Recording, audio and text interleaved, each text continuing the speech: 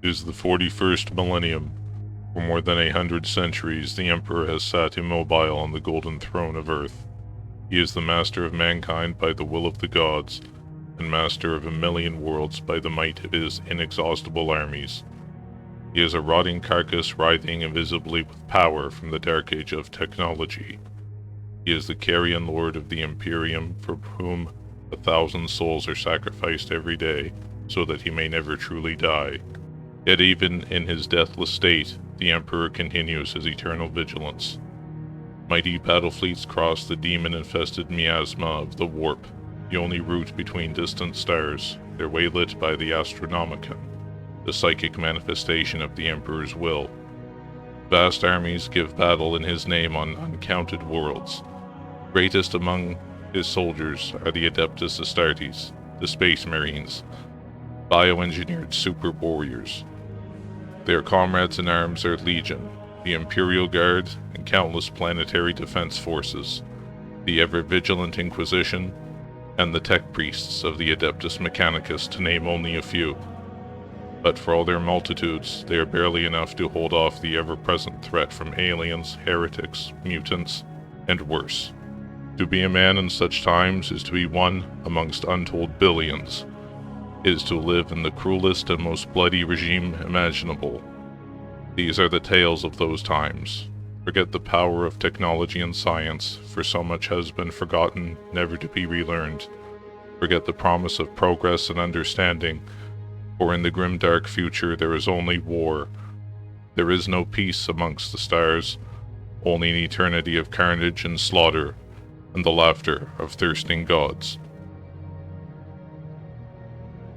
From its initial premise as a tabletop game to countless video games, novels, and other media, the dark fantasy sci-fi world of Games Workshop's Warhammer 40,000 is vast. It is a universe of perpetual conflict, suffering, and horror. From the dystopian Imperium of Man to the voracious swarms of sectoid Tyranids, brutish Orks, and the demonic forces of chaos, the galaxy of the far future is locked in an endless struggle for power among these factions and more. Although the story of Warhammer 40,000 may take place in the future, it begins in the distant past. 60 million years ago, an alien species known as the Necrontyr lived under the harsh glare of a sun that bathed their planet in its intense radiation. A sickly and emaciated people, the Necrontyr began to worship death, viewing it as an end to suffering. Seemingly bereft of hope, their first encounter with a group of powerful beings known as the Old Ones appeared to offer a chance to end their suffering. Seeing that the Old Ones refused to share the technology that would be their salvation, the Necrontyr declared war on the ancient race. Hopelessly outmatched, however, they were badly beaten over the centuries of conflict that would eventually become known as the War in Heaven. Just as all seemed lost, the Necrontyr would encounter another alien race. Unlike the Old Ones, they offered to ally with the Necrontyr and relieve their species of its suffering. Known as the Catan, their name translated as Star God, since they fed on the energy of the stars themselves. Through a process known as biotransference, the Necrontyr were herded into soul furnaces. Here, their organic bodies would be discarded, and their consciousness transferred into new forms of living necrodermis metal. It would be in this vessel that the galaxy would come to know them as Necrons. The tide of the War in Heaven abruptly turned against the Old Ones. Driven back, they would create entirely new races to combat the Necrons and their Catan gods. The Ealdari, gifted with supernatural powers and superior intellect, and the Krork, powerful fungal behemoths that served as warrior caste. This would prove to be futile, however, as the Old Ones were eventually purged from the galaxy. As the Silent King, the leader of the Necrons, continued his reign, however, he knew their status would not be improved by the victory over the Old Ones. His people were now slaves of the C'tan, having realized the truth too late. The C'tan named Mefretran that had first spoke to them had been identified as the Messenger, only for his real name to later be translated correctly as the Deceiver. The biotransference process that had given the Necrons their new bodies had allowed the C'tan to vampirically feast upon their souls. For this reason, the Necrons turned on their former gods, shattering their immortal bodies into shards that they would use as sources of power. Seeing his people weakened by countless millennia of fighting and now surrounded by hostile species, the Silent King declared that the dynasties of the Necrons shall enter a long period of stasis. Locked under the surfaces of various planets, the bodies of the Necrons could withstand the ravages of time as their enemies withered away. With his people now undergoing the Great Sleep in these tomb worlds for millions of years, the Silent King went into exile. The war in heaven would have consequences that would echo through the ages, and even into realities beyond our own. The warp, a parallel universe of raw emotion and psychic energy, had seen eons of conflict. With the emotions of sentient beings absorbed into this domain, it would forever become an unstable source of what we know as chaos. It would be this energy that would manifest into the terrible pantheon of the Chaos Gods and their legions of demons. The Changer of Ways, Tzich, was among the first to arise. Evolution, conspiracies, and the endless plots of mortals fueled his power. Those wishing to master the powers of the warp, known as Psychers, are of special interest to him, and the followers of Tzich are often bestowed with such abilities or have their existing Psyker powers amplified. Fittingly, he rules from a vast labyrinth in his domain in the warp. Nurgle, known as the Grandfather, arose from feelings of sorrow, mortality, and disgust. Realizing that all things must die, he has an odd appreciation of mortal life, rolling over his garden as a domain of decay and gloom. Nurgle revels in disease and putrefaction, referring to them as gifts, granting his followers freedom from pain and a prolonged state of entropy in place of death. From endless bloodshed and hatred was Khorne spawned. His is the way of warriors, his followers chanting blood for the blood god, skulls for the skull throne. Indeed, Khorne sits atop a throne of skulls in his brass citadel, not caring from where blood is spilled, only that it is. In their frenzy, Khorne's worshippers possess increased strength and fearlessness in battle. Eschewing warp magic as dishonorable, he does not permit his followers to channel the powers of the warp, and grants them limited resistance to it. The powers of chaos would play their great game against one another in the warp as the material universe continued to evolve. The Eldari would rise to prominence, their mastery of technology and innate psychic powers allowing them to expand their empire across the galaxy, while humanity had yet to evolve on Earth. Meanwhile, the Krork, deprived of worthy enemies to fight, began to devolve into infighting, intellectual decay, and decreased size, eventually becoming the species that would blight the galaxy for generations to come, in the form of the brutish greenskin Orks. The Eldari, known as the Eldar to outsiders, ruled the galaxy for many thousands of years. Due to its non-linear passage of time, it is possible to use the warp to traverse extended distances of space, although the Eldar had managed to access what is known as the Webway, a series of interstellar tunnels that exist both outside the warp and material space. This method of travel proved to be much safer due to the chaotic nature of the warp. For a time, the Eldar ruled as the ultimate masters of the galaxy.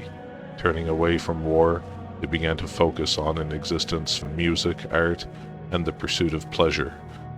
Functionally immortal, They had eliminated disease, poverty, and the need for labor in their society. So internally focused, the Eldar only had minimal interactions with another burgeoning superpower, humanity.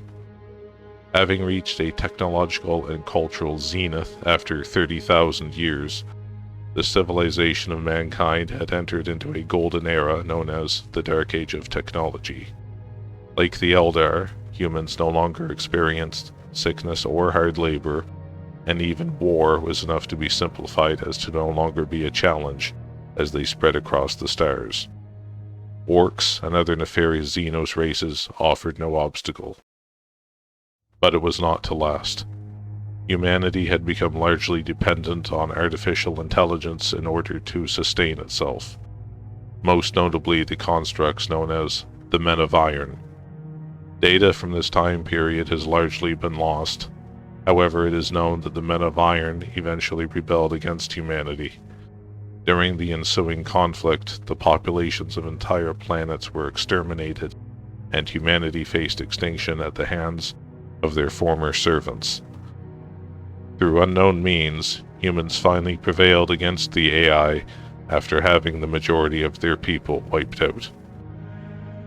Reduced to a fraction of their former power, humanity, and the rest of the galaxy had only begun to suffer. The Eldar, after such an extended period of ease, had lapsed into decadence and hedonism. Their pursuit of art and music had given way to unspeakable depravity, with pleasure cults now forming on their worlds. Mere pleasant sensations had lost their appeal, now replaced by the desire to inflict and experience pain on one another in orgiastic fervor. It was this fall into ultimate debauchery, combined with the heightened emotional capacity and innate warp powers of the Eldar, that would be their undoing. So great was their sensory input into the warp over this period of time that it eventually coalesced into a fourth Chaos God, Slaanesh, or She Who Thirsts, as the Eldar would refer to her. In an instant, billions upon billions of Eldar were devoured in body and soul, their civilization decimated. The Crone worlds, once the seat of the Eldar's empire, were now swallowed by the newly formed Eye of Terror as they sat at the gateway to the warp itself.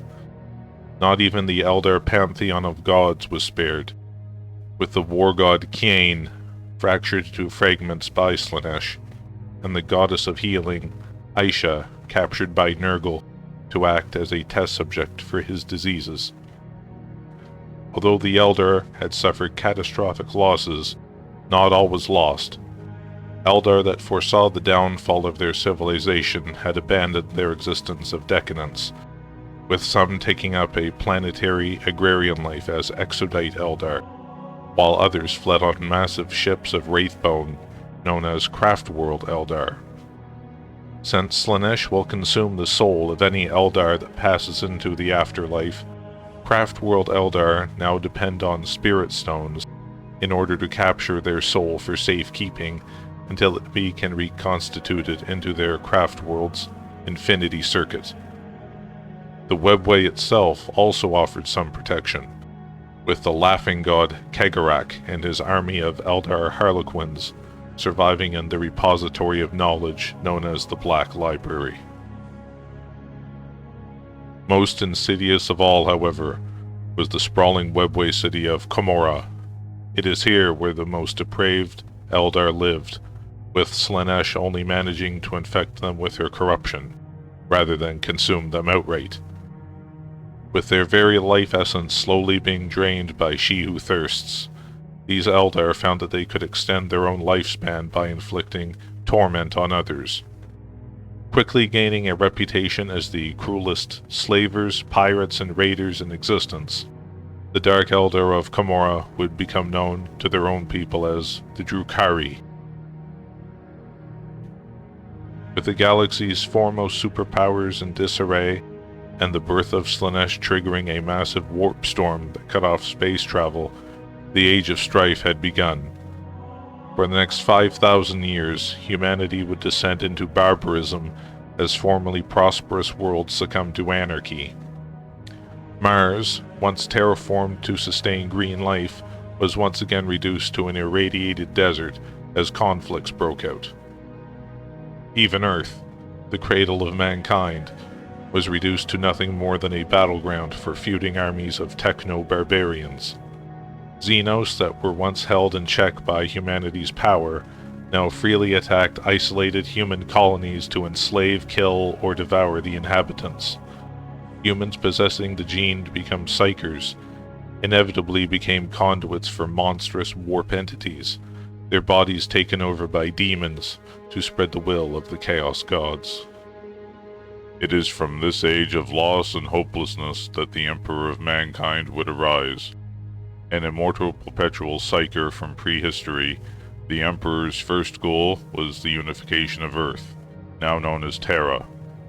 Leading his army of genetically engineered soldiers clad in power armor, the Thunder Warriors, the techno-barbarian warlords ruling the planet, fell before him. With Terra now firmly under his rule, the Emperor took to the stars to reunite the worlds lost during the Age of Strife, launching the Great Crusade.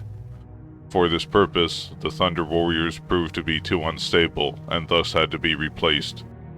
Through the use of warp powers, biomancy, and scientific genius were the Primarchs first engineered in their gestation pods.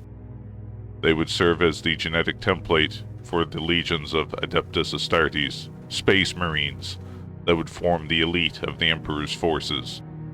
Larger, faster, and stronger than any mere human, they were a force to be reckoned with. Alas, fate had different plans for the Primarchs. The Emperor's top geneticist and fellow perpetual, Erda, motivated by maternal instinct, or possibly influenced by chaos, scattered their gestation pods across the galaxy. Officially, 20 unique Primarchs were originally created, although the Primarchs of the 2nd and 11th Legions are unknown, following a mysterious incident that saw them stricken from Imperial records. With his children missing and entire worlds to conquer, the Emperor's next target was the red planet of Mars. Entirely dependent upon technology to survive the Age of Strife, the citizens of Mars had taken to worshipping machines, seeing the knowledge as divine manifestation of their machine god. To this end, they ritualistically removed parts of their organic bodies to replace them with machinery. They were known as the Machine Cult, or the Adeptus Mechanicus under the Imperial designation. Abhorring AI as abominable intelligence, they instead lobotomized and cybernetically augmented their human slaves to be servitors. Additionally, a Catan known as the Void Dragon lies imprisoned by the Emperor within planet Mars since the Dark Age of technology, possibly influencing the development of the cult. The fearsome technology, legendary Titan god machines, and Skitarii legions of Mars would make it difficult planet to win through militaristic means, even with the Emperor's vast forces. Instead, he offered them a partnership with the Imperium of Man, where they would receive any newly acquired technology and in return supply his army with the equipment they needed. Thought by many members of the machine cult to be prophesized Omnissiah, the Emperor won the support of the Fabricator General, and thus the Treaty of Mars brought them into the fold. The following centuries would see the Imperium of Man expand its borders through the void of space, locating the Primarchs and conquering new planets. Each Primarch received their own Astartes Legion to command, with their gene seed modifying the physiology of its resident Space Marines accordingly. Of the Primarchs, it would be Horus Lupercal, Primarch of the 16th Legion Luna Wolves, that would receive the rank of War Master and lead the Emperor's armies. It seemed as though the Great Crusade would continue unabated, but sinister forces were at work behind the scenes. The Emperor himself was a follower of science, and had dedicated the imperial truth to exterminate any vestiges of religion from humanity. Despite this, there were those that had begun to worship him as a living god. It was also during this time that the Emperor's decree at the Council of Nicaea prohibited the free use of warp sorcery, effectively restricting the role of psychers to those sanctioned to serve the Imperium in an official capacity. Most insidiously, the powers of chaos sought to undermine the Emperor's work and corrupt his Imperium. Working through their champion, Erebus, the Chaos Gods slowly corrupted War Master Horus and eventually turned him against the Emperor. Half of the existing Primarchs would join him in this aim, with an incident referred to as the Drop Site Massacre on Istvan V, sparking a civil war within the Imperium that became known as the Horus Heresy. For 7 years, the Imperium was divided between the traitor forces under Horus and the loyalist forces that still followed the Emperor. Billions of lives perished until Horus's flagship, the Vengeful Spirit, entered orbit over Holy Terra itself. Seeing this as his last chance, the Emperor opted to board the ship and confront his traitorous son personally. Separated from his superhuman Custodes bodyguards and loyalist Primarch Sanguinius, the Emperor fought his way to the command bridge where Horus, empowered by the ruinous powers of chaos, had already struck his brother dead. At last, seeing that Horus was beyond salvation, the Emperor was forced to kill him, although not before being mortally wounded himself. Just before perishing, Horus seemed to enter a moment of lucidity, finally realizing that he had doomed the entirety of humanity to a future of endless suffering instead of the freedom he had been promised. With their leader dead, the forces of the traitorous Chaos Legions were forced to depart from Terra and into the Eye of Terror. By this time, the loyalist Primarchs were all missing, dead, or incapacitated, with the traitors now turned into demon Primarchs by their patron Chaos Gods. The Emperor himself was taken back to the planet and placed upon the Golden Throne, a device from the Dark Age of technology that would prevent him from dying and allow him to amplify his psyker powers. It would be here that the Emperor would remain for the next 10,000 years, depending on the daily sacrifice of human psychers to fuel his survival. It is this period of stagnation that the Imperium of Man currently finds itself in. Religious fanaticism is rampant, with the veneration of the God Emperor made mandatory by the ecclesiarchy. It is only through his continued survival that the Imperium may continue to exist, for it is the Emperor's light that powers the Astronomicon and the Warp, making space travel possible. Endless wars are waged against Xenos, demons, and heretics in his name. Most citizens live lives of poverty in the depths of hive cities or feral worlds, dependent on aging technology that few outside the cult's mechanicus understand. Billions die every day in battles, population purges, and disasters, while the borders of the Imperium fluctuate as planets are lost or colonized. Even worse, a colossal warp anomaly known as the Cicatrix Maledictum, the Great Rift, has cleaved the Imperium in two, effectively cutting off those on its dark side from the Astronomicon, and thus making warp space travel far more dangerous. Mutants and other deformed humans are shunned as being genetically defective, their appearance supposedly indicative of spiritual shortfalls, and typically live as outcasts on the fringes of society. Abhumans, those that have diverged from standard human evolution, are begrudgingly accepted by the Imperium. Ratlings, hobbit-like folk known for their skills as snipers and thieves, Ogryn, hulking yet childish brutes that become fierce fighters in battle, and Felinids, basically cat people, are typical examples. Most recently, the Imperium made contact with the Leagues of Votan, a faction of dwarf-like humans known as squats that was previously believed to be lost in the galactic core. Of all abhumans, however, it is the Navigators who wield the most power throughout the Imperium.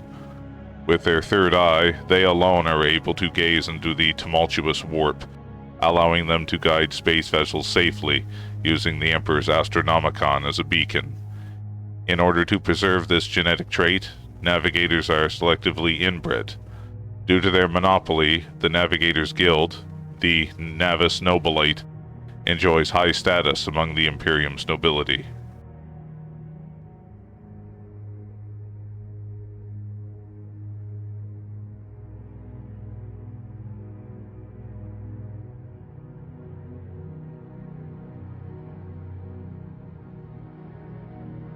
With fear and instability rife throughout the Imperium, the Holy Orders of the Emperor's Inquisition was founded to uphold order and root out threats. Possessing infinite authority and access to forbidden knowledge, the Inquisition acts as a secret police force with various ordos specializing in different tasks, such as combating heresy, hunting witches, or uncovering alien threats. In this pursuit, they are known for being paranoid and overzealous, not hesitating to evoke exterminatus on a world they deem unsalvageable due to widespread heresy, xenos infestation, or outbreaks of plague. Since Inquisitors exist outside of the Imperium's hierarchy, they are feared by everyone from the High Lords of Terra down to the impoverished denizens of Hive City underbellies.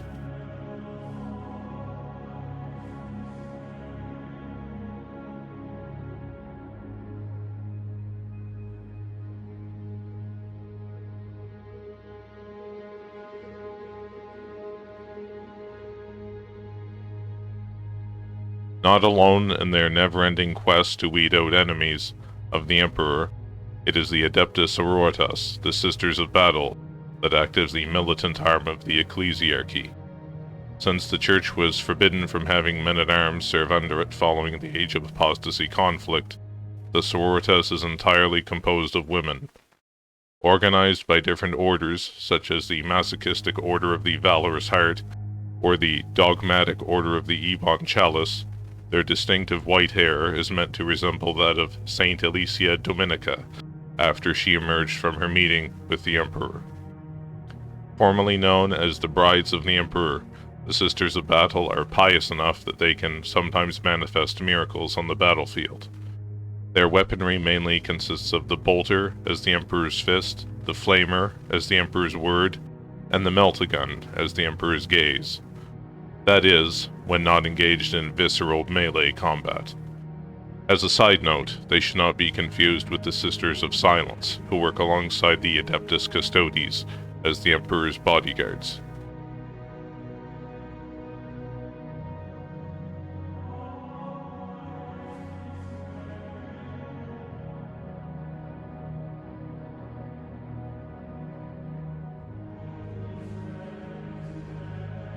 While they may not have the religious zeal of the Sisters of Battle, the superhuman genetics of the Space Marines, or the advanced technology of the Machine Cult, it is the Imperial Guard, the Astra Militarum, that forms the bulk of humanity's fighters.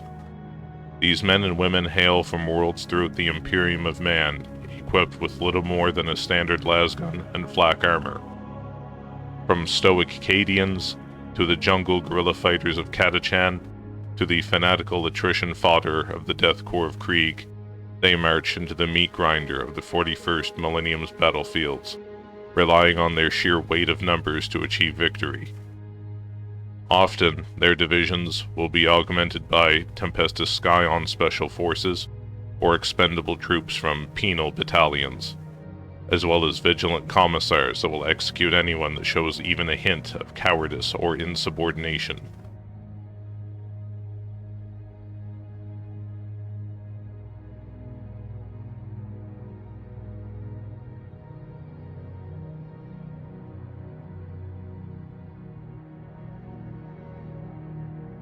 Although they have been driven to the verge of extinction during the Great Crusade, Orks have remained a persistent menace throughout the Imperium and beyond.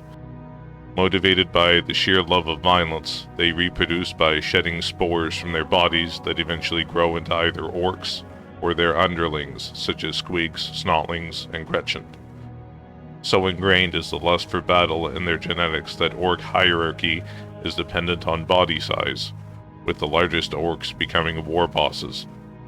6 main clans comprise orc culture, such as the wealthy Badmoons or primitive Snakebites, all of which, surprisingly, utilized their own teeth as a form of currency to facilitate trade. Situated at the center of Orc society are the twin gods Gork, who is brutal yet cunning, and Mork, who is cunning yet brutal. Equally illogical to Orc culture is their technology. With inborn genetic knowledge of machinery, green-skinned vehicles and weapons are typically ramshackle, unstable, and crude. What makes them truly deadly, however, is the Wah energy that coalesces whenever Orcs gather in sufficient numbers, allowing Orcs to alter reality itself to conform to whatever they believe is true. Firearms will discharge despite not containing ammunition, while an Orc tank that has been painted red will move faster, for example. Often used for comic relief in the Warhammer universe, Orcs seem to be one of the few races content to exist in a state of perpetual conflict.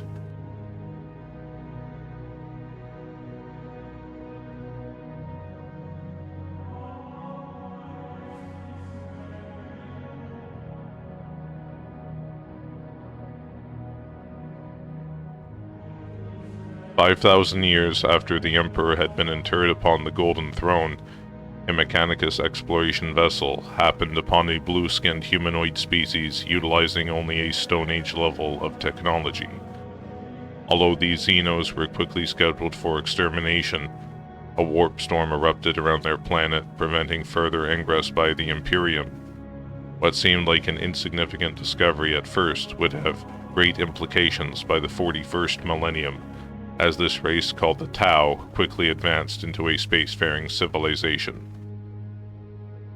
Following a belief system known as the Greater Good, their society was divided into 5 different castes.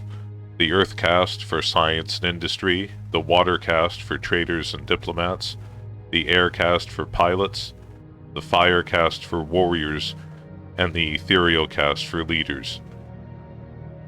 Unlike the other xenophobic races of the galaxy, the Tau introduced several client races into their fledgling empire, including Kroot mercenaries and Vespids.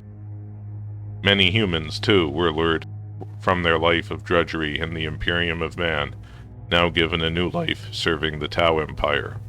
With their high technology, such as railguns and crisis battlesuits, the Tau consider melee combat primitive, relying on their considerable firepower and skirmish tactics to persevere on the battlefield. Interestingly, the Tau are unable to channel the powers of the warp, with their consciousnesses only having a minimal reflection in the immaterium. Hence, Psykers do not exist among their population. Although the Tau Empire may not be as vast or powerful as the followers of Chaos, the Orks, or the Eldar, their growing influence is of concern to the Imperium.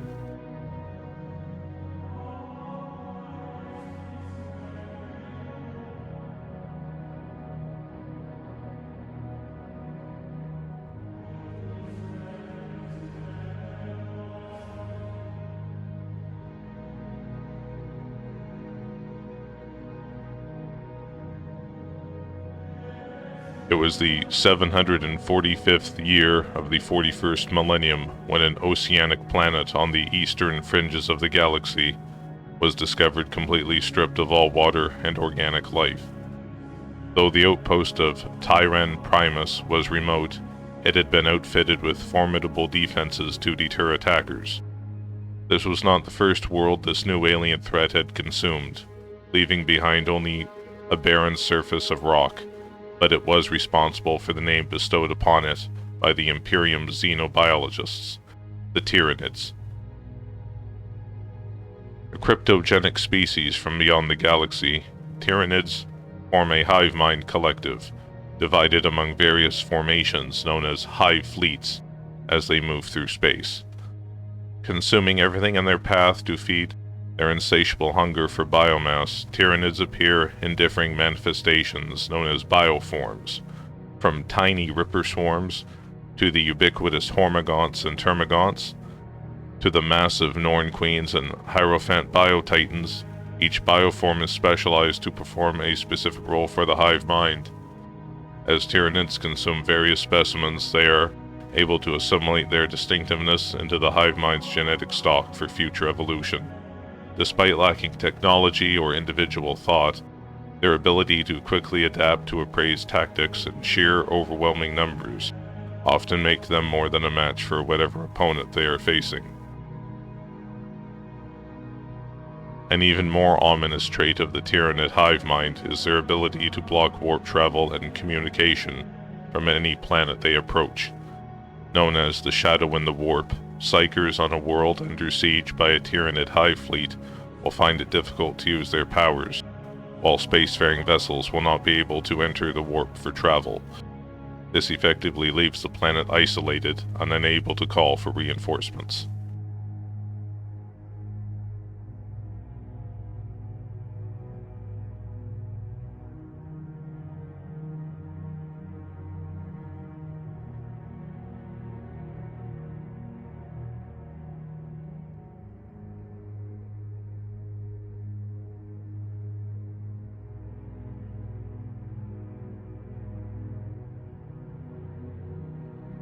The Great Devourer the Imperium knows as the Tyranids may have spawned outside the galaxy, but they also subvert civilization from within.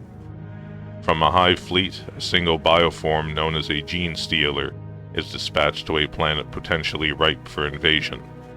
Gifted with a greater amount of autonomy than most Tyranids, the Genestealer will seek out suitable candidates to infect with the Genestealer's kiss. That is, an injection of its own genetic material that causes the victim to perceive the Genestealer as an angelic being, while passing on the corrupted genes to their offspring. Children born of these unions will appear grotesque to an outsider, although subsequent generations will appear more human. And follow the Arisen Patriarch, who directs the telepathic link they share known as the Broodmind. These groups of Tyranid human hybrids are known as Genestealer Cults. Many generations will pass, taking decades or even centuries as the cult slowly infiltrates the infrastructure of their host world under such names as the Cult of the Four-Armed Emperor or the Pauper Princes. During this time, they will preach of their supposed heavenly saviors due to arrive one glorious day and rescue the world's population from the tyranny of the Imperium. Residing among the downtrodden inhabitants of hive cities, it is easy for them to merely appear as mutants or religious fanatics. In preparation, weapons will be stolen from Adeptus Arbites or Planetary Defense Force armories, while vehicles will be retrofitted to serve in battle. When the time is right, a proletariat revolt will take place, where the planet's defenses are sabotaged and its government overthrown.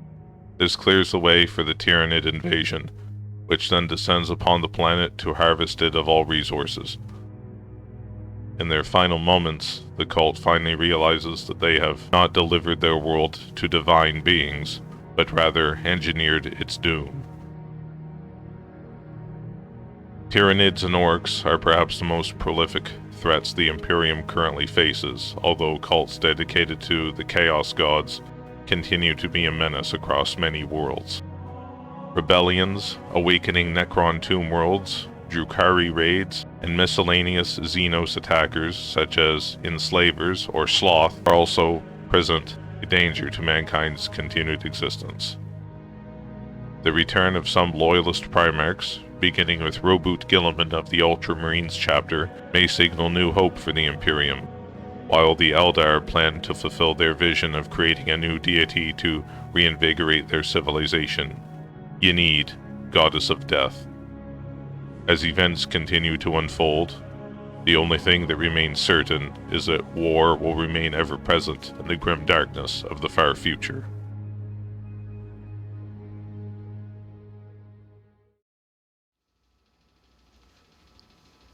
You were watching Excalibur Forge for gaming, readings, and more.